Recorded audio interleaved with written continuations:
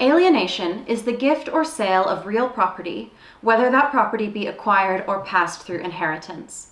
When real property which would otherwise be inherited was given or sold, there were, in some jurisdictions, legal rules in place which restricted these alienations and provided legal recourse for those who would have inherited the lands.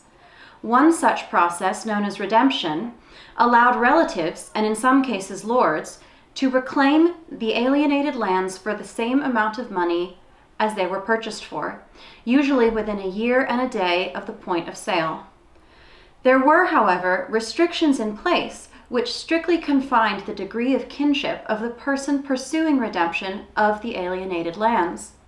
In Anglo-Norman England, alienations of land from an inheritance often required the consent of the heir, although this depended on the extent of the land which was to be given away.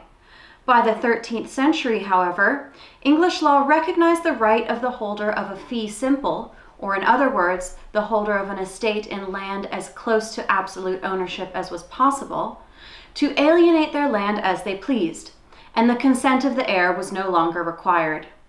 There was no law allowing for the redemption of the land by relatives as there was on the continent.